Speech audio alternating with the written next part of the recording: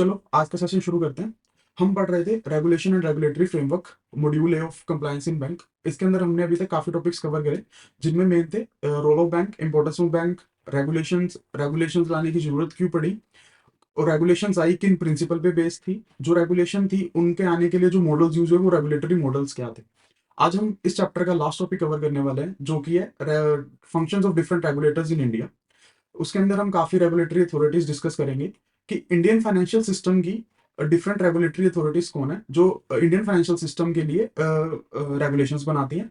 उसके साथ हम ये भी कवर करेंगे कि एक केस लॉ डिस्कस करेंगे 2008 क्राइसिस का, कि उस टाइम पे जो रेगुलेटरी अथॉरिटीज थी उन्होंने अपने फंक्शंस किस तरह से परफॉर्म करे। तो लेट्स स्टार्ट। सबसे पहले जो रेगुलेटरी अथॉरिटी हमें दी हुई है that is the RBI. RBI is Reserve Bank of India. RBI is the regulator of Indian banks. RBI का जो सबसे मेन फंक्शन है that is to issue notes, issue currency, and अपने पास कुछ रिजर्व रखना, क्योंकि ताकि इकोनॉमी की स्टेबिलिटी बनी रहे। एंड जो हमारा क्रेडिट सिस्टम और करेंसी सिस्टम है, हम उसको इकोनॉमिक स्टेबिलिटी के लिए और इकोनॉमिक ग्रोथ के लिए बहुत अच्छी तरह से यूज कर सकते हैं। सो these were the basic function. अब हम एक एक फंक्शन को थोड़ा डिटेल में कवर करते हैं। जैसे कि सबसे पहला फंक्शन है that is the financial supervision. हम आरबीआई का काम क्या है, जो हमारा फाइनेंशियल मॉडल है या फाइनेंशियल सिस्टम है उसको सुपरवाइज करना। उसको सुपरवाइज करने के लिए आरबीआई ने नवंबर 1994 के अंदर एक बोर्ड कंस्टिट्यूट करा, जिस बोर्ड का नाम रखा गया board for financial supervision. Board for financial supervision का ऑब्जेक्टिव क्या था? कंसोलिडेटेड सुपरविजन करना। किसकी? फाइनेंशियल सेक्टर की। फाइनेंशियल सेक्टर में कौन कौन आता है? कमर्शियल बैंक्स आते हैं, फाइनेंशियल इंस्टीट्यूशन आते हैं, एनबीएफसी आते हैं। जो बोर्ड ऑफ फाइनेंशियल सुपरविजन था, जिसे बीएफएस भी कहा गया, उसके उसने सबसे उन्होंने फंक्शंस क्या करे, उन्होंने क्या क्या इनिशिएटिव लिए, हम उसको देखते हैं। सबसे पहले तो उन्होंने क्या करा, जो बैंकिंग सिस्टम था, बैंकिंग सिस्टम के अंदर जिस तरह से इंस्पेक्शन की जाती थी, पूरे सिस्टम को इन्होंने रिस्ट्रक्चर करा, उसके अंदर काफी चेंजेस लेके आए। सेकंड चीज इन्होंने इंट्रोड्यूस करी that was the of side surveillance. Of side surveillance का मतलब क्या होता है? सपोज एक ब्रांच है, बैंक ब्रांच है, बैंक में जाए बिना उस जगह की सुपरविजन करना, that is called off side surveillance. तो बीएफएस ने ऑफ साइड सर्विलेंस भी इंट्रोड्यूस करी। उसके अलावा जो स्टैट्यूटरी ऑडिटर्स हैं उनके उनके रोल को ब्रोडन करा। जैसे कि हम कल पढ़ रहे थे कि report on internal control mandatory कर दी गई। स्टैट्यूटरी ऑडिटर का रोल नहीं है, रोल नहीं था पहले, लेकिन उसके रोल के अंदर रिपोर्ट ऑन इंटरनल कंट्रोल भी इंट्रोड्यूस किया गया। उसके अलावा फोर्थ पॉइंट, जो इंटरनल डिफेंसेस थे बैंक के पास कुछ इंटरनल डिफेंसेस होते हैं, लाइक इंटरनल चेक्स होते हैं, कंकरेंट ऑडिटर्स होते हैं, उनको स्ट्रेंथन किया गया, उन्हें ज्यादा पावर्स दी गई ताकि वो अच्छे से वर्क कर पाए और अच्छे से सुपरविजन हो सके। बीएफएस ने अपनी एक ऑडिट सब कमेटी बनाई, जिन्होंने करंट सिस्टम को एनालाइज करा, उसे रिस्ट्रक्चर करा, और उन्होंने काफी इश्यूज पे ध्यान दिया। जो मेन इश्यूज थे कि ट्रांसपेरेंसी रहे, डिस्क्लोजर हो, अच्छे से हम जो भी इंफॉर्मेशन आउटसाइड डिस्क्लोज कर रहे हैं वो ट्रांसपेरेंट हो और अच्छे से डिस्क्लोज हो, और ताकि अच्छे तरह से सुपरविजन की जा सके। अब बीएफएस ने ये काम किया आने के इंट्रोडक्शन के बाद। इसके बाद आज बीएफएस क्या कर रहा है? इंस्टीट्यूशन का सुपरविजन, कंसोलिडेटेड अकाउंटिंग, बैंक में अगर कोई फ्रॉड होता है तो उसमें जो लीगल इश्यूज आते हैं उनसे डील करना। उसके अलावा जो एनपीएस होते हैं उनकी उनकी उनकी असेसमेंट करना, सुपरविजन रेटिंग मॉडल्स बैंक्स के अंदर लेके आना। ठीक है। सो this was the supervision function of RBI. हम अब सेकंड फंक्शन की तरफ चलते हैं, that is the monetary authority. Monetary authority का मतलब क्या है? आरबीआई इज अथॉरिटी जो एक तो मॉनेटरी पॉलिसी बनाने में हेल्प करती है, फॉर्मुलेट करती है और उसको इन्फोर्स करवाने में हेल्प करती है। रीजन बीइंग, जो मॉनेटरी पॉलिसी है without the help of banking system implement नहीं की जा सकती। और अगर हमें बैंकिंग सिस्टम के थ्रू कुछ इंप्लीमेंट करवाना है तो RBI plays a major role in that.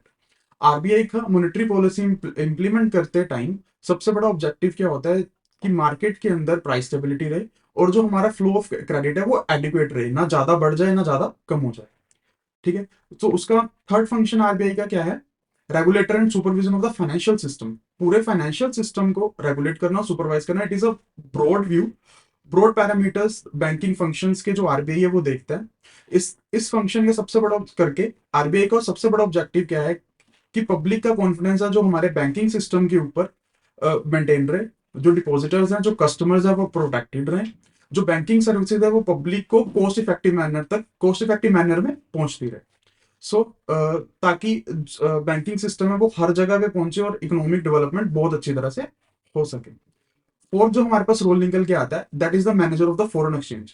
Foreign exchange एक कंट्री के लिए बहुत, किसी भी कंट्री के लिए बहुत इंपॉर्टेंट है। जब तक एक कंट्री के अंदर फॉरेन एक्सचेंज नहीं आएगा, फॉरेन पैसा नहीं आएगा, फॉरेन रिजर्व नहीं होंगे, एक कंट्री एक लिमिट से ज्यादा खुद को डेवलप नहीं कर सकती।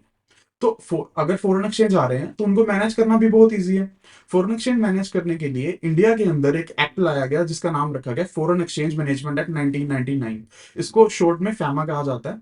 इसका फॉरेन एक्सचेंज मैनेजमेंट एक्ट का सबसे बड़ा ऑब्जेक्टिव क्या था? जो हमारा एक्सटर्नल ट्रेड है, जो बाहर से पैसा आ रहा है, उसको एक तो स्ट्रीमलाइन किया जाए, एक्सटर्नल ट्रेड को बढ़ाया जाए, ताकि जो फॉरेन एक्सचेंज मार्केट है वो इजिली डेवलप हो सके और इजिली मेंटेन हो सके। फैमा को जो ओवरसी करने का काम है वो आरबीआई करती है, क्योंकि जो पैसा आना है वो बैंक में आना है। सो आरबीआई की जिम्मेवारी है कि उसको रेगुलेट किया जाए। फैमा इंप्लीमेंट करने के लिए आरबीआई ने क्या करा?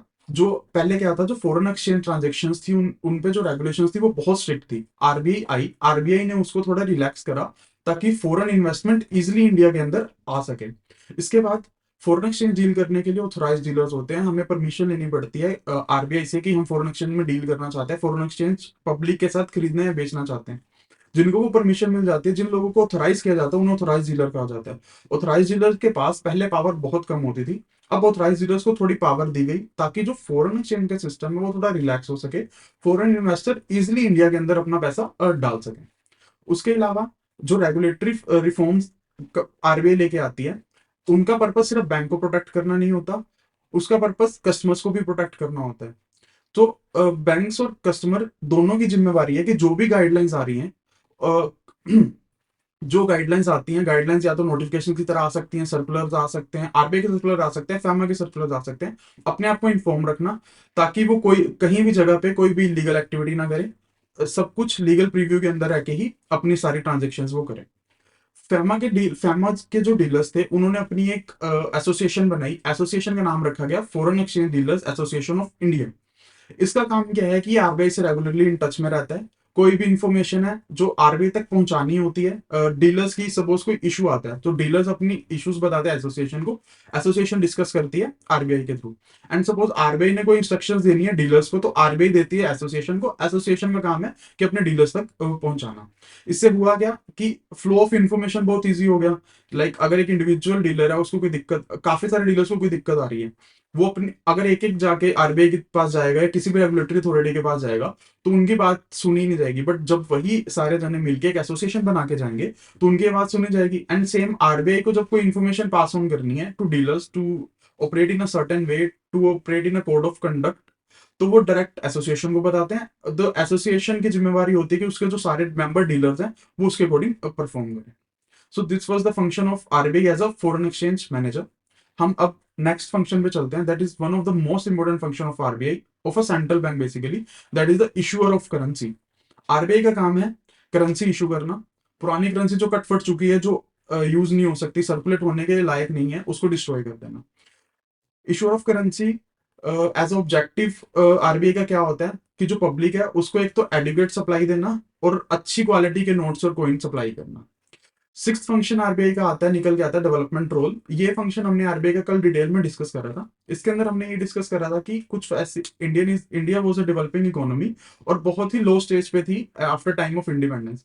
उस टाइम पे सेंट्रल बैंक ने कुछ डेवलपमेंट रोल भी निभाए जो एक्चुअली सेंट्रल बैंक के रोल नहीं होते हैं, लाइक यूटीआई सेटअप करना, आरआरबी सेटअप करना, ताकि आरबीआई जो इंडियन डेवलपमेंट है उसका पार्ट बन सके, उसके पार्ट में डायरेक्टली इन्वॉल्व होके कंट्रीब्यूशन कर सके, ताकि इंडियन इकोनॉमी काफी अच्छे से अपने आप को डेवलप कर सके। एंड जी पॉइंट हमारे पास निकल के आता है रिलेटेड फंक्शंस। रिलेटेड फंक्शंस के अंदर हम दो पॉइंट्स कवर करते हैं। First one is banker to the government and banker to the banks. Banker to the government में क्या आता है? आरबीआई एज अ बैंक काम करती है गवर्नमेंट के लिए। गवर्नमेंट को पैसा देना, गवर्नमेंट के रिजर्व रखना, गवर्नमेंट को लोन्स प्रोवाइड करना। सेम बैंकर्स टू बैंक्स के केस में आरबीआई बैंक्स के अकाउंट अपने पास मेंटेन करती है। जब बैंक्स को जरूरत होती है बैंक्स को पैसा देती है, जब बैंक्स के पास एक्सेस नहीं होता तो बैंक्स अपना पैसा आरबीआई के पास भी डिपॉजिट करवा के उस पर इंटरेस्ट अर्न कर सकते हैं। सो these were the function of RBI. RBI reserve Bank of India, सबसे हमने जो मेन फंक्शन देखा that was the issue of currency. उसके साथ साथ हमने उसके कुछ और फंक्शंस देखे जो कि थे सुपरविजन, मॉनेटरी पॉलिसी को इंप्लीमेंट करना, फाइनेंशियल सिस्टम को रेगुलेट और सुपरवाइज करना, फॉरेन एक्सचेंज को मैनेज करना, करेंसी को इशू करना, डेवलपमेंट रोल जो आरबीआई ने निभाया, एंड कुछ रिलेटेड फंक्शन दैट वाज कि bankers to the government and bankers to the bank. अब हम अपने नेक्स्ट रेगुलेटर की तरफ मूव करते हैं जो कि है सेबी। सेबी की फुल फॉर्म है securities and exchange board of India. SEBI है जो वो फाइनेंशियल मार्केट को कंट्रोल करती है, स्टॉक एक्सचेंजेस को कंट्रोल करती है। स्टॉक एक्सचेंजेस के ऊपर जितनी कंपनीज लिस्टेड है उनके उनके लिए जो भी गाइडलाइंस इशू होती हैं वो सेबी इशू करती है। SEBI under the provisions of securities and exchange board of act 1992 के अंदर सेटअप किया गया।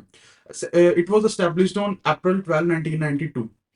जो सेबी है, सेबी का जो मोटिव है, सेबी का मोटिव क्या है कि जो इन्वेस्टर्स हैं जो सिक्योरिटीज मार्केट में इन्वेस्ट कर रहे हैं उनको प्रोटेक्ट करना, सिक्योरिटीज मार्केट को डेवलप करना, और सिक्योरिटीज मार्केट के जितने भी मैटर्स हो सकते हैं, सिक्योरिटी मार्केट में कोई फ्रॉड हुआ है, सिक्योरिटी मार्केट में कोई इशू आ रहा है, उन सभी मैटर से सेबी डील करती है। सेबी सेबी ने इन सब चीजों से डील करने के लिए काफी सारे डिपार्टमेंट्स बनाए हैं। हम एक एक करके एक एक डिपार्टमेंट को समझेंगे, एक एक डिपार्टमेंट की वर्किंग समझेंगे कि एक एक डिपार्टमेंट करता क्या है। सो सबसे पहला जो डिपार्टमेंट हमारे सामने निकल के आता है that is the market intermediate regulation and supervision department. नाम से क्लियर है, जो ये डिपार्टमेंट है वो मार्केट इंटरमीडिएट्स को रेगुलेट करता है और उन पे सुपरवाइज करता है।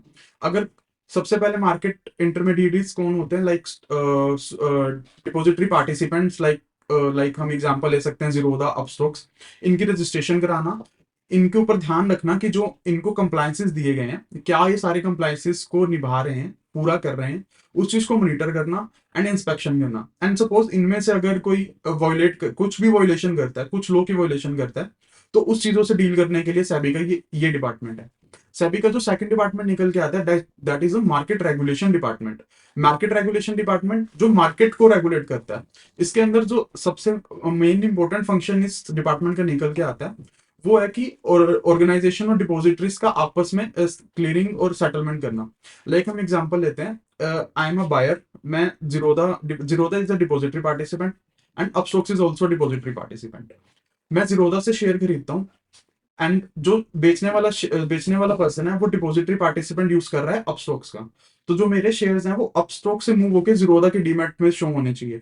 तो उसमें जो सेटलमेंट होनी है वो मार्केट रेगुलेशन डिपार्टमेंट के हाथ में होती है। ठीक है। So this was about the market regulation department. Let's move to the next department, that is the corporation finance department. Corporation finance department का काम है, मेन इसके चार काम है। सबसे पहले तो जो कंपनीज लिस्ट होनी है, आईपीओ लेके आ रही हैं, स्टार्टिंग में कंपनीज लिस्ट हो रही हैं, उनकी उनके आईपीओ इशू करना, उनको लिस्ट करवाना। सेकंड, जो कंपनीज ऑलरेडी लिस्टेड है चेक करना कि क्या वो अकाउंटिंग और ऑडिटिंग स्टैंडर्ड्स को फॉलो कर रही है। थर्ड, मार्केट में जो टेक ओवर्स होते हैं, बायबैक्स होते हैं, उनको मॉनिटर करना। फोर्थ, अगर एक कंपनी जो लिस्टेड थी वो अपने आप को डीलिस्ट करवा रही है तो उसको मॉनिटर करना। सो this was the function of the corporate finance department. ये सब कुछ कॉर्पोरेट फाइनेंस डिपार्टमेंट ही संभालता है। उसके उसके बाद जो हमारे पास डिपार्टमेंट निकल के आता है that is the investment management department. Investment management department का क्या है, इन्वेस्टमेंट को मैनेज करना। इन्वेस्टमेंट कौन सी हो सकती है, म्यूचुअल फंड हो सकते हैं, वेंचर कैपिटलिस्ट हो सकते हैं, और इन्वेस्टमेंट स्कीम्स हो सकती हैं, इन सबको मैनेज करना। एंड अगर कोई म्यूचुअल फंड है, वेंचर कैपिटल फंड है, फॉरेन वेंचर कैपिटल इन्वेस्टर्स हैं, उनको रजिस्टर कराना और रेगुलेट करना। अगर कोई स्कीम्स है जो इन्वेस्टर्स के लिए लेके आनी है, उनके लिए कोई स्कीम लेके आना, वो किसके हाथ में होता है, इन्वेस्टमेंट मैनेजमेंट डिपार्टमेंट के हाथ में। अगला जो डिपार्टमेंट है that is called integrated surveillance department. Integrated surveillance department का काम क्या है, जो मार्केट के अंदर एक्टिविटीज हो रही है उसको मॉनिटर करना। चाहे वो डाटा खुद कलेक्ट कर सकता है एंड अगर उसको जरूरत है तो वो डाटा कई और डिपार्टमेंट से भी कलेक्ट करके उसको सर्वे कर सकता है, ताकि क्या हो, कोई भी रेगुलरिटी है जो वो अर्लीस्ट डिटेक्ट हो जाए और इन्वेस्टर्स को नुकसान ना हो, पूरी मार्केट प्रोटेक्टेड रहे, इकोनॉमी स्टेबल रहे। ठीक है। इसके बाद जो डिपार्टमेंट हमारे पास निकल के आता है that is called investigation department. जो पिछला डिपार्टमेंट था वो था integrated surveillance department. Integrated surveillance department का क्या है, उसने सिर्फ सर्वेलेंस करनी है। सर्वेलेंस करके अगर उसे कोई कुछ पता लगता है, कुछ मिसस्टेटमेंट लगती है, तो अगला काम जो शिफ्ट होता है वो होता है इन्वेस्टिगेशन डिपार्टमेंट के पास। इन्वेस्टिगेशन डिपार्टमेंट का काम क्या है, इन्वेस्टिगेशन करनी। अगर उसको इन्वेस्टिगेशन के अंदर कुछ इलीगल मार्केट एक्टिविटी मिलती है तो एनफोर्समेंट डिपार्टमेंट को रेफर करता है कि आप, अब मेरे को ये लग रहा है कि इसके अंदर ये डाउट है, आप इसको आगे रिसर्च करो, इन्वेस्टिगेट करो और पता लगाओ। उसके अलावा जो इन्फोर्सिंग डिपार्टमेंट है उसके उसको सपोर्ट तो करता ही करता है। एंड सपोज किसी के अगेंस्ट एक्शन लेना है तो उसके लिए भी जो इन्वेस्टिगेशंस होंगी वो उसमें हेल्प कौन, सेबी की हेल्प कौन करता है, इन्वेस्टिगेशन डिपार्टमेंट। तो हमने देखा कि इन्वेस्टिगेशन डिपार्टमेंट है जो अपनी जो क्वेरीज हैं या जो डाउट्स हैं वो इन्फोर्समेंट डिपार्टमेंट को रेफर करता है। तो इन्फोर्समेंट डिपार्टमेंट अगला डिपार्टमेंट है, उसका काम क्या है कि उसने प्रोसीडिंग्स लॉन्च करनी है। जो भी वो लेटर्स हैं उनके अगेंस्ट अगर प्रोसीडिंग्स लॉन्च होनी चाहिए तो प्रोसीडिंग्स कौन लॉन्च करवाता है? Enforcement department. उसके बाद जो हमारे पास डिपार्टमेंट निकल के आता है that is the department of legal affairs. Department of legal affairs is basically legal council जो सेबी को लीगल मैटर्स के ऊपर काउंसिल प्रोवाइड करता है। उसके अलावा जो एनफोर्समेंट डिपार्टमेंट ने अगर किसी पे लिटिगेशन लगाई है, एनफोर्समेंट लिटिगेशन लगाई है, उस लिटिगेशन के अंदर भी जो लीगल मैटर्स हैं उनमें सेबी की हेल्प कौन करता है? Department of legal affairs. उसके अलावा ये तो हुआ कि लिटिगेशन चली, बाहर कोर्ट के अंदर केस चल रहा है। कई बार क्या होता है कुछ केसेस सेबी अपने अंदर ही हैंडल करता है, कुछ केसेस सेबी की खुद की जुरिडिक्शन के अंदर ही आते हैं। उन केसेस को हैंडल करने के लिए जो सेबी का डिपार्टमेंट है वो डिपार्टमेंट है inquiries and adjudication department of SEBI. So this was all about SEBI. SEBI कौन है? जो फाइनेंशियल मार्केट्स कंट्रोल करता है, जो स्टॉक एक्सचेंजेस को कंट्रोल करता है, जो listed companies, listed bonds, listed mutual funds, जो भी एक्चुअली जो भी थिंग लिस्टेड है वो किसके प्रीव्यू के अंदर आती है? सेबी। इसके अंदर हमने देखा कि सेबी ने अपने आप को काफी डिपार्टमेंट्स में बांट रखा है। हर डिपार्टमेंट का एक सेपरेट फंक्शन है, हर डिपार्टमेंट अपने सेपरेट तरीके से वर्क करता है। ठीक है, let's move to a third regulator. Third regulator हमारा है insurance regulatory and development authority, जिसको आईआरडीए भी बोलते हैं। Insurance regulatory and development authority, इसका बेसिक पर्पस क्या था? इंश्योरेंस बिजनेस को बढ़ाना और जो भी पॉलिसी होल्डर्स हैं, बेसिकली जो कस्टमर्स हैं इंश्योरेंस कंपनीज के, उनको प्रोटेक्ट करना। ठीक है, आईआरडीए के जो मेजर रोल्स एंड रिस्पॉन्सिबिलिटीज हैं हम वो कवर करते हैं। सबसे पहले तो जो इंश्योरेंस कंपनीज है उनको रजिस्टर करना, one of the basic functions. उसके बाद इंश्योरेंस कंपनीज किस तरीके से वर्क कर सकती है उनके लिए रेगुलेशंस लेके आना। रेगुलेशंस लेके आने का बेसिक पर्पस क्या होता है? जो कि कस्टमर्स हैं, इस केस में हमारे कस्टमर्स कौन हुए? Policy holders. पॉलिसी होल्डर्स को प्रोटेक्ट करना। उसके अलावा कोड ऑफ कंडक्ट्स बनाना, जो एजेंट्स होंगे या जो भी जॉब पे लगेंगे क्या मिनिमम क्वालिफिकेशन होनी चाहिए, उनको ट्रेनिंग प्रोवाइड करना।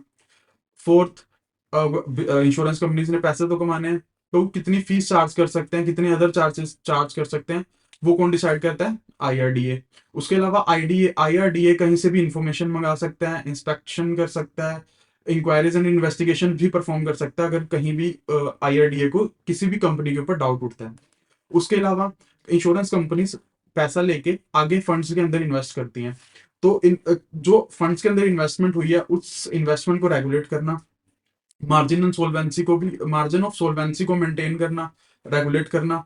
उसके अलावा अगर किसी प्रोफेशनल ऑर्गेनाइजेशन को, स्पेसिफिक प्रोफेशनल ऑर्गेनाइजेशन को कोई अलग से स्कीम प्रोवाइड करनी है, लाइक अलग से हम स्कीम प्रोवाइड कर रहे हैं for salaried class, salaried class भी गवर्नमेंट सेक्टर्स के लिए या प्राइवेट सेक्टर्स के लिए, तो कितनी इनकम वहां इन्वेस्ट हो सकती है, उस चीजों को रेगुलेट करना।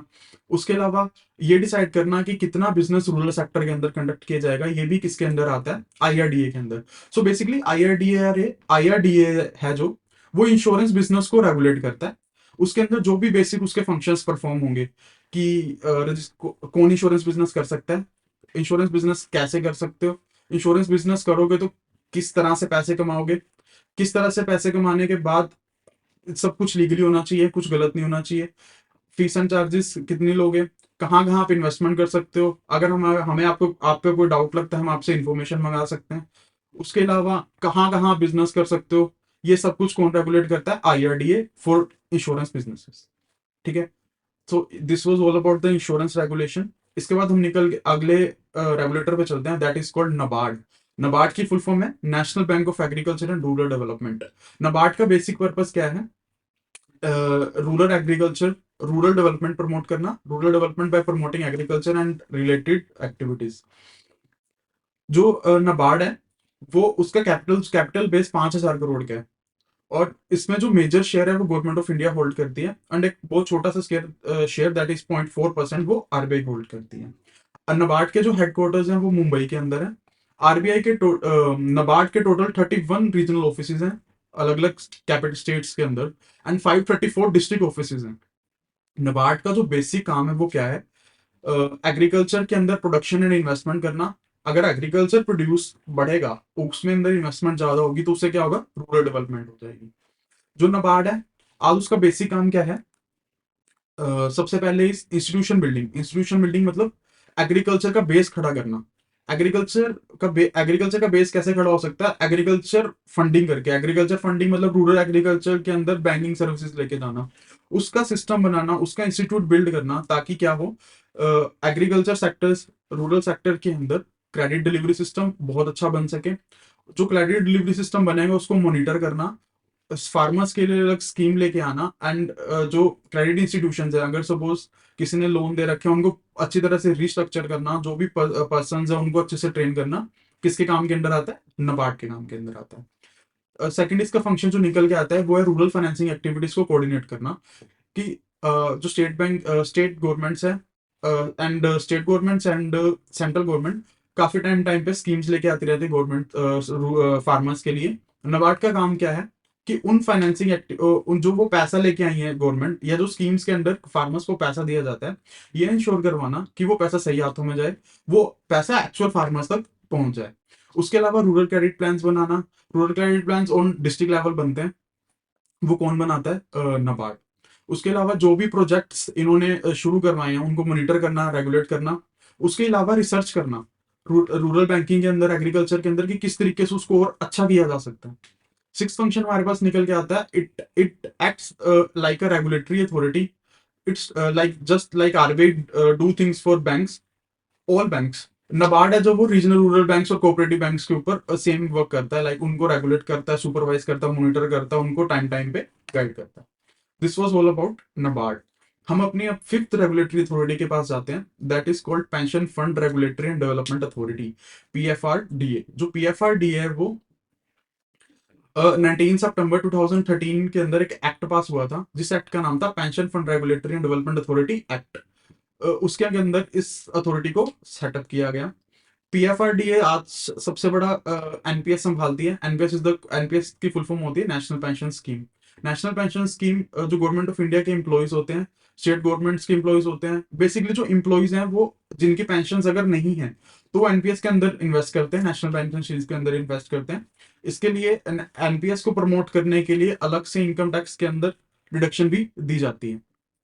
पीएफआरडीए के जो मेन काम है, मेन काम में क्या है, एक तो नेशनल पेंशन स्कीम है जो, या और भी कोई भी पेंशन स्कीम आती है उनको रेगुलेट करना, कोई भी स्कीम नहीं लेके आनी उनको अप्रूव करना, स्कीम के रिलेटेड इंस्ट्रक्शन एंड गाइडलाइंस को इशू करना, जो इंटरमीडियरीज होंगे जिनके थ्रू स्कीम सब्सक्राइब होगी उनको रजिस्टर करना और उनको रेगुलेट करना। एंड एक रेगुलेटर का जो बेसिक फंक्शन क्या होता है, जो भी इसके कस्टमर्स हैं उनको प्रोटेक्ट करना। प्रोटेक्ट कैसे करेंगे कि जो भी स्कीम्स आ रही हैं उनके अंदर सेफ्टी और कंट्रीब्यूशन मेजर्स लेके आना, इंटरमीडिएट्स के लिए अलग से गाइडलाइंस लेके आना ताकि वो कोई गलत काम ना करें। उसके अलावा अगर उनके जो कस्टमर्स हैं उनको कोई भी कंप्लेंट्स हैं तो उसके लिए एक रिड्रेसल मैकेनिज्म, ग्रीवियंस मैकेनिज्म लेके आना, एंड प्रोफेशनल ऑर्गेनाइजेशन के अंदर पेंशन सिस्टम को प्रमोट करना। This was about the PFRDA. जो हमारे जो मेन बेसिक रेगुलेटर्स है वो ये पांच है। हमने कल पढ़ा था जो रिफॉर्म्स लेके आए थे 2011-12 के अंदर, तो जो हमारे पास ये हमने जो पढ़ी सेबी, आईआरडीए एंड पीएफआरडीए, इनको कंबाइन करके एक यूनिफाइड अथॉरिटी के अंदर कन्वर्ट कर दिया था। हमने अभी तक पांच रेगुलेटर्स पढ़े। पांच रेगुलेटर्स कौन कौन थे? RBI. RBI is the main regulator जिसका मेन काम क्या है? नोट्स इशू करना। सेकंड हमने पढ़ा सेबी जो कैपिटल मार्केट को कंट्रोल करता है। थर्ड हमने पढ़ा थर्ड हमने पढ़ा आईआरडीए, जो अपनी रेगुलेशन, जो जिसकी रेगुलेशन किस पे इन्फोर्स होती हैं? इंश्योरेंस कंपनीज के ऊपर, इंश्योरेंस सेक्टर के ऊपर। फिर हमने पढ़ा NABARD, national bank for agriculture and Rural development. उसके बाद हमने जो फिफ्थ कवर करा, fifth was pension fund regulatory and development authority. उसके बाद कुछ और अथॉरिटीज हैं जो बेसिकली रेगुलेटर्स, जिसको डायरेक्ट रेगुलेटर्स नहीं कह सकते हम, बट ये गाइडलाइंस इशू करती हैं ताकि जो हमारा फाइनेंशियल मार्केट है वो अच्छे से डेवलप हो सके। इसके अंदर जो सबसे पहले निकल के आता है that is Indian banks association, जिसको आईबीए बोलते हैं। आईबीए 1946 में सेटअप हुआ। इसके अंदर तब सिर्फ 22 मेंबर्स थे, लेकिन अप टू 2015 इसके अंदर 237 मेंबर्स जुड़ चुके थे।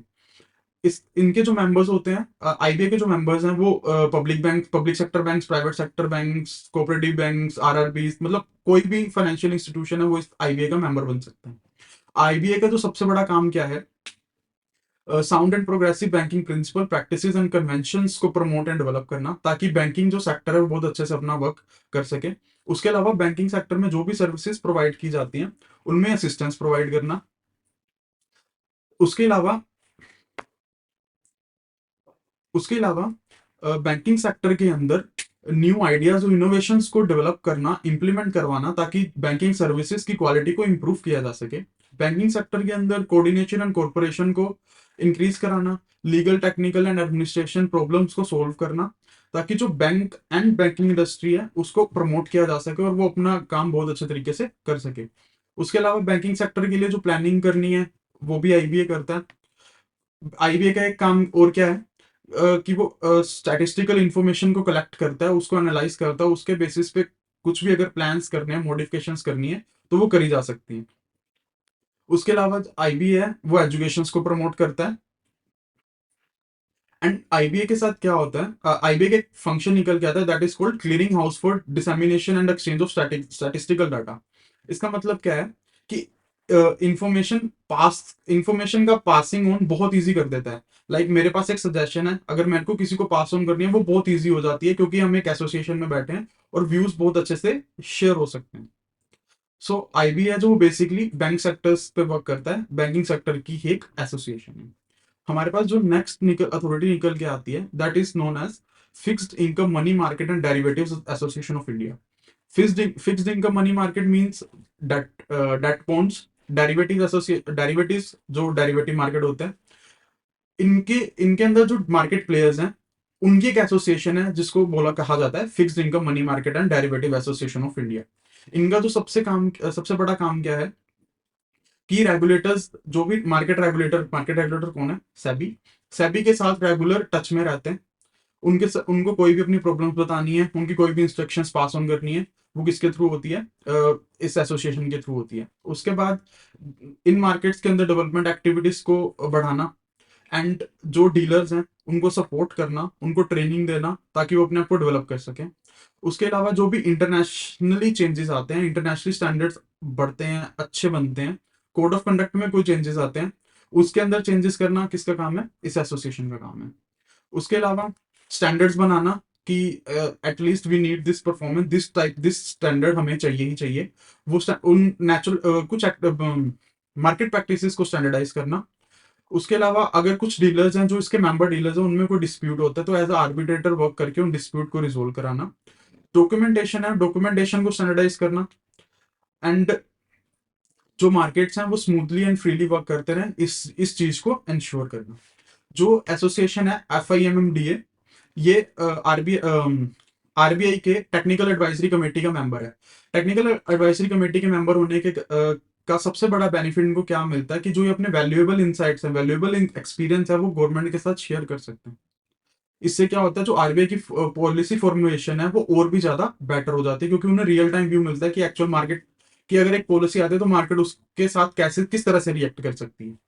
उसके अलावा FIMDA क्या करता है, regularly seminars, training program organize कराता है। क्यों क्यों करवाता है, क्योंकि जो सब इसने स्टैंडर्ड्स बनाए हैं, जो इसने ऑब्जेक्टिव्स दिए हैं, जो गोल्स दिए हैं, उनको अचीव करा जा सके। ठीक है, दिस वाज द FIMDA। उसके बाद जो अगली एसोसिएशन निकल के आती है, वो एसोसिएशन है association of mutual funds of India. Association of mutual funds of India नाम से क्लियर है, म्यूचुअल फंड्स हाउसेस की एसोसिएशन। इनका इनका बेसिक पर्पस, एक तो म्यूचुअल फंड्स, इनके एक मेंबर्स और कस्टमर्स दोनों को प्रोटेक्ट करना एंड प्रमोट करना। मेंबर्स कौन हुए, म्यूचुअल फंड हाउसेस। कस्टमर्स कौन हुए, यूनिट होल्डर्स। दोनों को प्रमोट करना, दोनों को प्रोटेक्ट करना, अपने एथिकल स्टैंडर्ड्स लेके आना, प्रोसेसेस को स्टैंडर्डाइज करना। इट्स अगर ये सब हो गया, इससे होगा कि जो म्यूचुअल फंड इंडस्ट्री है वो डेवलप हो जाएगी, तो उनकी इनकम बढ़ेगी, and in the end mutual fund की इनकम बढ़ रही है, यूनिट होल्डर्स की इनकम बढ़ेगी। ठीक है। सो इस सबसे मेन काम क्या करता है, एक तो प्रोफेशनल एथिकल स्टैंडर्ड्स को डिफाइन करता है एंड इंश्योर करता है कि उनको मेंटेन किया जाए। जो म्यूचुअल फंड हाउसेज हैं उनके लिए कोड ऑफ कंडक्ट लेके आना। कोड ऑफ कंडक्ट क्या होता है, सेट ऑफ रूल्स कि आपने ये करना और ये चीजें नहीं करनी, that is called code of conduct. Mutual fund houses के लिए कोड ऑफ कंडक्ट लेके आना। एंड म्यूचुअल फंड्स होते हैं वो डील करते हैं सिक्योरिटीज में, जो कि लिस्टेड होती हैं स्टॉक एक्सचेंजेस में। स्टॉक एक्सचेंजेस पर जो भी चीज लिस्टेड है वो किसके प्रीव्यू में आती है, सेबी के प्रीव्यू में आती है। तो एसोसिएशन क्या करती है, रेगुलरली सेबी से इंटरेक्ट करती है और म्यूचुअल फंड के जो भी मैटर्स है उनके साथ डिस्कस करती है। अगला एक फंक्शन है कि एक एज एसोसिएशन ये म्यूचुअल फंड इंडस्ट्री, पूरी म्यूचुअल फंड इंडस्ट्री को गवर्नमेंट, आरबीआई और या कोई भी रेगुलेटर उसके सामने प्रेजेंट करती है। उसके अलावा एसोसिएशन क्या इंश्योर कराती है कि जो एजेंट्स हैं वो वेल ट्रेंड हो, उनके लिए सर्टिफिकेशन प्रोग्राम लॉन्च करती हैं, ट्रेनिंग प्रोग्राम्स लॉन्च करती हैं। उसके अलावा एसोसिएशन का काम क्या है कि पूरे नेशन वाइड अवेयरनेस फैलाना, जो भी यूनिट होल्डर्स हैं उनको बताना कि mutual funds are actually risky, they are part of stock market.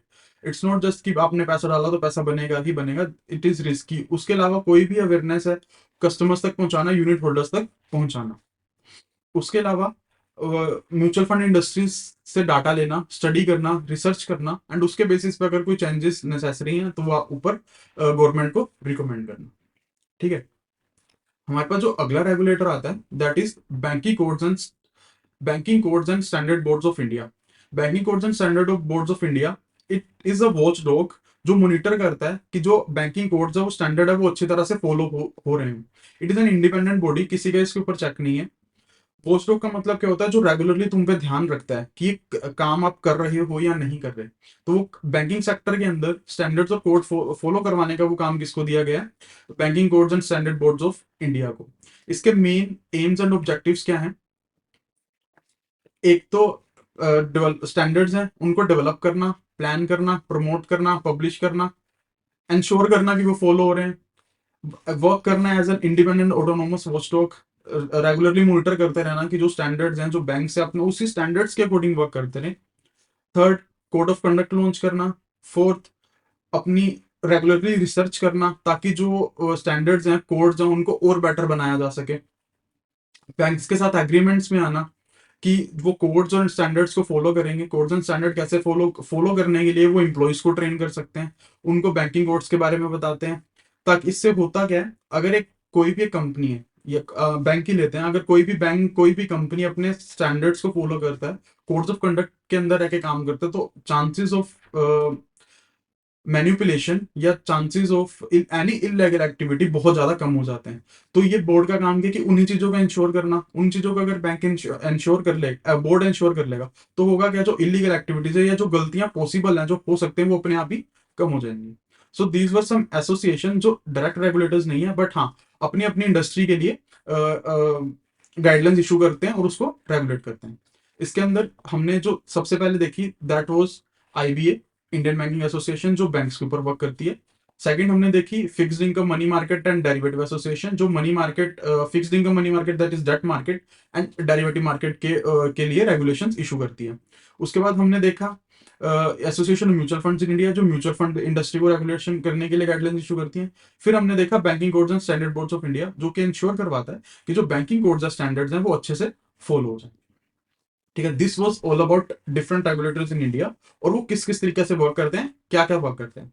अब हम ये डिस्कस करने वाले हैं कि एक रेगुलेटर किस तरह से रिस्पॉन्स करता है after post crisis. Post crisis मतलब क्राइसिस हो गए, रेगुलेटर का पहले तो काम क्या होता है, रेगुलेशन इशू करना ताकि हम क्राइसिस वाली सिचुएशन पे तक पहुंचे ही ना।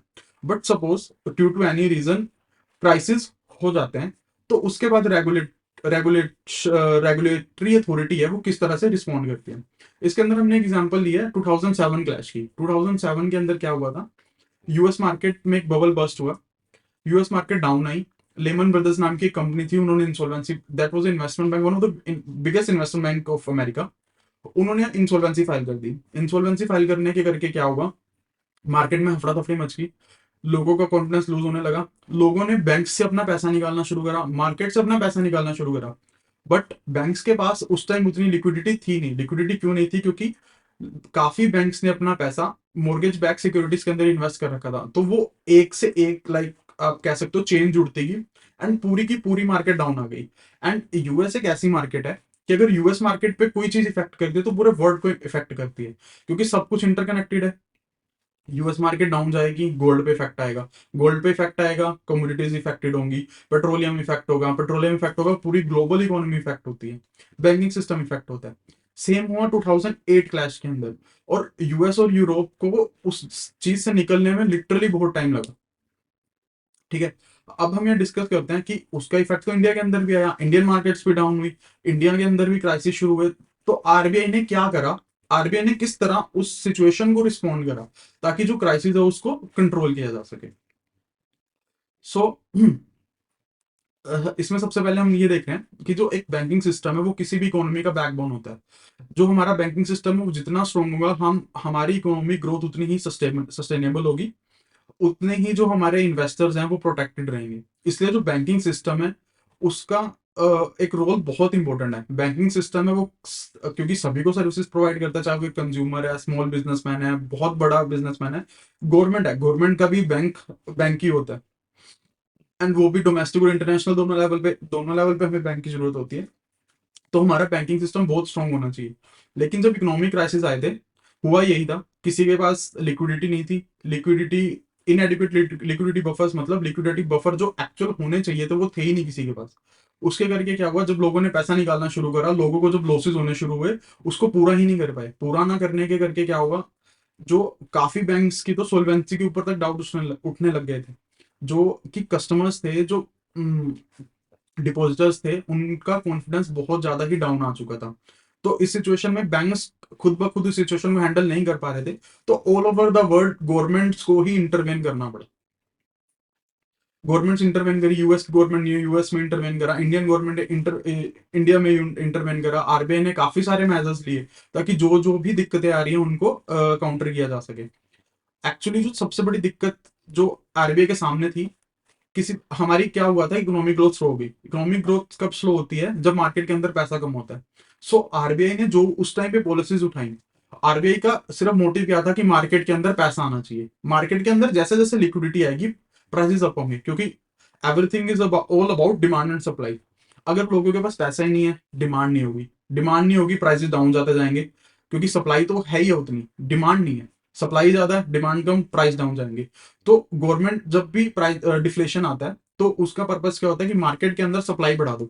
मार्केट के अंदर सब सप्लाई बढ़ेगी, लोगों के हाथ में पैसा आएगा, लोगों के हाथ में पैसा आएगा, लोग चीजों को डिमांड करेंगे। जब लोग चीजों की डिमांड करेंगे, डिमांड बढ़ेगी, प्राइसेस बढ़ेंगे। तो जो जो इकोनॉमी है वो ऑटोमेटिकली डिफ्लेशन से काउंटर करते हुए नॉर्मल न्यूट्रल पोजीशन पे आ जाएगी, प्राइसेस नॉर्मल रेंज में आ जाएंगी, प्राइसेस एक्चुअली बढ़ना शुरू हो जाएंगी, जो कि एक इकोनॉमी में होना भी चाहिए। ठीक है। तो आरबीआई ने क्या करा, आरबीआई ने जल्दी जल्दी लिक्विडिटी और क्रेडिट क्रेडिट अवेलेबिलिटी को बढ़ाने के लिए उसने कुछ रिफॉर्म करे। जो ऐसे लोन्स थे जो जिनसे पैसा आ सकता था, उनको रिस्ट्रक्चर करवाया। उसके अलावा आरबीआई ने इंश्योर कराया कि ट्रांसपेरेंट कैपिटल बेस रेज हो, बाहर से पैसा आए। बाहर से पैसा आने के लिए उन्होंने क्या क्या मेजर्स करे, हम एक एक चीज देखते हैं। सबसे पहले जो उन्होंने सबसे मेजर उठाया, दैट वाज लिक्विडिटी मेजर।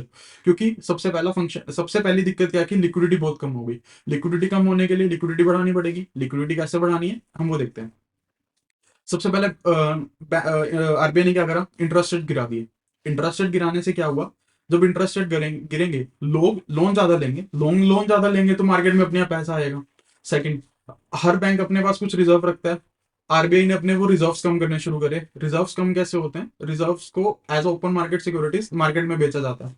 जब मार्केट में बेचा जाता है, लोगों से जब चीजें खरीदी जाएंगी, उन्हें जब पैसा दिया जाएगा, मार्केट में ऑटोमेटिकली सप्लाई बढ़ जाएगी। उसके अलावा कुछ sector, specific sector like SMEs and export houses को एक्स्ट्रा लोन्स दिए गए, स्पेसिफिक लोन्स दिए गए, उन्हें रीफाइनेंसिंग की फैसिलिटी प्रोवाइड की गई। थर्ड, जो इंटरेस्ट रेट थे उनमें अपवर्ड एडजस्टमेंट की गई। अपवर्ड एडजस्टमेंट मतलब इंटरेस्ट रेट को बढ़ाया गया। सर अभी आप तो कहते हैं इंटरेस्ट रेट गिराए गए, सो मैं बताता हूँ। जो इंटरेस्ट रेट कम किए गए, वो कम किए गए लोन्स के। लेकिन जो डिपॉजिट्स पे मिलने वाला इंटरेस्ट था एनआरआईज को, नॉन रेजिडेंट्स को, उसको बढ़ाया गया। अगर नॉन रेजिडेंट्स को मिलने वाला इंटरेस्ट रेट बढ़ाया जाएगा, उसका बेनिफिट क्या होगा, जो नॉन रेजिडेंट इन्वेस्टर्स हैं वो हमारी कंट्री के अंदर पैसा डाल देंगे, और हुआ भी वैसे ही। उसके बाद एक एक्सटर्नल कमर्शियल बोरिंग्स को बढ़ाया गया,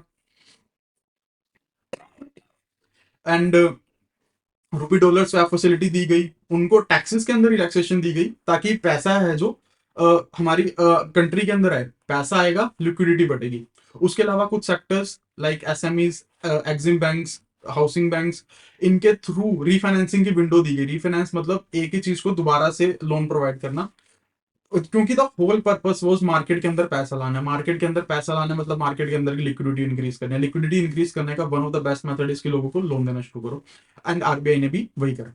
उसके बाद सेकंड मेजर जो उसने लिया, counter cyclical measures. Counter cyclical measures are दो मेजर्स जो एक सपोज एक साइकिल चल रही है, उस साइकिल को तोड़ने के लिए जो मेजर्स लिए जाते हैं। जो इकोनॉमिक स्लो डाउन की एक साइकिल शुरू हुई थी 2007 के अंदर, उसको तोड़ने के लिए जो भी मेजर्स लिए गए उसको कहा गया counter cyclic measure. Counter cyclic measures के अंदर आरबीआई ने बैंक्स को जो बैंक्स को ये गाइडलाइंस दी या ये छूट दी कि जो अकाउंट्स उन्होंने रिस्ट्रक्चर करे हैं उनको आप स्टैंडर्ड एसेट बोल सकते हो। क्योंकि जो रिस्ट्रक्चर एसेट्स होते हैं उनको डायरेक्टली हम स्टैंडर्ड एसेट्स नहीं बोल सकते थे, लेकिन आरबीआई ने बोला आप स्टैंडर्ड एसेट्स दो, स्टैंडर्ड एसेट्स बोलो, बट आप ये इंश्योर करो कि वो एक्चुअली जो अकाउंट है वो स्टैंडर्ड कहलाने के लायक है, मतलब कि वो एक्चुअल अकाउंट वायबल है, और उनपे जो एक्चुअल प्रोविजनिंग होने वाली है वो एक्चुअल प्रोविजनिंग करो, उस चीज का फुल डिस्क्लोजर करो। ठीक है। अगला जो मेजर उठाया, अगला मेजर आरबीआई ने उठाया, that was strengthening the securitization guideline. Securitization क्या होता है? सपोज एक लोन है, बैंक्स क्या करते हैं, टाइप ऑफ लोन है, लाइक हम एक एग्जांपल लेते हैं होम लोन्स की। बैंक्स के पास 100 लोन्स है, बैंक ने क्या करना है, 100 लोन्स को इकट्ठा करके एक सिक्योरिटी बना देनी है, और सिक्योरिटी का पार्ट कर करके गवर्नमेंट आगे इन्वेस्टर्स को इशू कर देना है। ठीक है। अब पर्पस क्या था कि सिक्योरिटाइजेशन को बढ़ाना है, बट ऐसा ना, और सिक्योरिटाइजेशन को कम करना है, क्योंकि इन्वेस्टर्स को सिक्योरिटी इशू नहीं करनी है, उनसे पैसा लेना नहीं है, उनको पैसा देना है, मार्केट में सप्लाई बढ़ानी है। तो उन्होंने क्या करा, लॉक इन पीरियड इंट्रोड्यूस करा, और लॉक इन 1 साल का लॉक इन कर दिया कि आप अगर 1 साल तक का लोन है उसको सिक्योरिटाइज नहीं कर सकते। फोर्थ जो मेजर आरबीआई ने किया वो किया currency and interest rate futures. आगे इंडिया के अंदर करेंसी और इंटरेस्ट रेट फ्यूचर्स नहीं थे, तो आरबीआई ने एक कमेटी सेटअप करी, एक इंटरनल वर्किंग ग्रुप सेटअप करा, जिन्होंने अपने एक्सपीरियंस से एक फ्रेमवर्क इंट्रोड्यूस करवाया, जिससे करेंसी और इंटरेस्ट रेट फ्यूचर इंडिया के अंदर इंट्रोड्यूस हुए। एट अ बिगनिंग स्टेज सिर्फ यूएस डॉलर और इंडियन रुपीस के कॉन्ट्रैक्ट्स थे, जिसको यूएसडी आईएनआर या आईएनआर यूएसडी कहा जाता है। बट फर्दर डेवलप करने के लिए मार्केट में euro INR, Japanese yen INR, pound sterling INR भी इंट्रोड्यूस किया गया, फ्यूचर्स इंट्रोड्यूस किए गए। उसके अलावा इंटरेस्टेड फ्यूचर्स भी गवर्नमेंट ने इंट्रोड्यूस करे, जो 10 years नोशनल कूपन के साथ आते हैं। ठीक है। फिफ्थ हमारे पास आती है, निकल के आती है, setting of financial stability unit. RBI ने क्या करा, एक एफएसयू सेटअप करी। एफएसयू सेटअप करने का पर्पस क्या था, कि वो सर्वेलेंस कर सके, स्ट्रेस टेस्ट कर सके। स्ट्रेस टेस्ट करने क्यों है? क्योंकि फाइनेंशियल स्टेबिलिटी लेके आनी है। फाइनेंशियल स्टेबिलिटी किसी भी पॉलिसी का हमेशा सेंटर स्टेज होता है, क्योंकि किसी भी इकोनॉमी के लिए फाइनेंशियली स्टेबल होना बहुत ही ज्यादा इंपॉर्टेंट होता है। उसके अलावा एक मेजर हमारे पास निकल के आता है, that is called infrastructure funding. Infrastructure funding क्या होता है? इंफ्रास्ट्रक्चर को फंड करना। Infrastructure is basically like roads and roads हो गए, ब्रिजेस हो गए, इन सबको फंड करना। तो हमारे सामने चैलेंज क्या आ रहा था, हमारी जीडीपी बहुत स्लो थी। जीडीपी स्लो होने के करके हम अपनी जीडीपी को इंक्रीज करना चाहते थे। किसी भी इकोनॉमिक ग्रोथ, किसी भी कंट्री की इकोनॉमिक ग्रोथ का जो सबसे बड़ा फैक्टर देखा जाता है जीडीपी। उसके लिए हमने एक कंसेप्ट उठाया, that that was called infrastructure funding. इस स्टेप को देखते हुए इंफ्रा डेट फंड लिमिटेड, एक डेट फंड सेटअप किया गया, जिसके थ्रू पब्लिक को सिक्योरिटीज इशू की गई और पब्लिक से पैसा उठाया गया ताकि इंफ्रास्ट्रक्चर को फंड किया जा सके। हमने जो 12th 5 year प्लान बनाया था ना, उसके अंदर हमने ये देखा था कि हमें इंडिया को इंफ्रास्ट्रक्चर फंड करने के लिए 50 लाख करोड़ की जरूरत है, बट पैसा तो था नहीं। हाँ, जितना पैसा था हमने कुछ ऑलरेडी स्कीम्स लॉन्च की हुई थी। ऑलरेडी स्कीम्स पर like take out financing, long term bonds issue करना, बोरोइंग लिमिट्स को रिलैक्स करना पहले से था। लेकिन हमें कुछ और मेथड्स भी देखने पड़ने थे, क्योंकि 50 लाख करोड़ ह्यूज अमाउंट, और इतना पैसा इकट्ठा करना बहुत ईजी नहीं होता है। उसके लिए जो हमने as a viable alternative sources देखे वो क्या थे, एक तो इंश्योरेंस इंश्योरेंस फंड से, और पेंशन फंड से लॉन्ग टर्म बॉन्ड लो, लॉन्ग टर्म लोन हमने लेने शुरू करो, इंफ्रास्ट्रक्चर को फंड करें। इंफ्रास्ट्रक्चर को फंड करना क्यों जरूरी है? एक तो कंट्री की डेवलपमेंट होती है, इंफ्रास्ट्रक्चर अच्छा होता है, बिजनेसेस बढ़ते हैं, लोगों के पास पैसा आता है, एम्प्लॉयमेंट बढ़ती है। फॉर एग्जाम्पल सपोज हम लेते हैं एक ब्रिज बन रहा है, ब्रिज जब बनता है तो कॉन्ट्रैक्टर कमा रहा है, जितनी लेबर फोर्स है वो कमा रही है, उसमें जो मटेरियल लग रहा है, मटेरियल को जो बेच रहा है वो कमा रहा है, मटेरियल बेचने वाली कंपनीज कमा रही हैं, साइट से दुकान से या जहां जहां से भी मटेरियल सप्लाई हो रहा है वहां से साइट तक मटेरियल आ रहा है, उसमें जो ट्रांसपोर्टेशन यूज हो रही है वो ट्रांसपोर्टेशन वाला बंदा कमा रहा है, लोडिंग अनलोडिंग करने वाले लोग कमा रहे हैं। सो इंफ्रास्ट्रक्चर के थ्रू काफी ज्यादा हम मार्केट सप्लाई बढ़ा सकते हैं, और मार्केट सप्लाई मनी बढ़ा सकते हैं। हमने 2011-13 के अंदर अपनी इकोनॉमिक ग्रोथ को बढ़ाने के लिए, जीडीपी को बढ़ाने के लिए इंफ्रास्ट्रक्चर फंडिंग का ही सहारा लिया। सिक्स्थ मेजर हमारे पास निकल के आता है, that is financial inclusion. Financial inclusion का मतलब क्या होता है कि जो फाइनेंशियल सर्विसेज हैं वो सब तक पहुंचे, चाहे उनका इनकम लेवल कम है, चाहे उनका इनकम लेवल कम है, इनकम लेवल ज्यादा है, चाहे उनका इनकम लेवल कम है, फाइनेंशियल सर्विसेज हर एक इंसान के पास पहुंचनी चाहिए।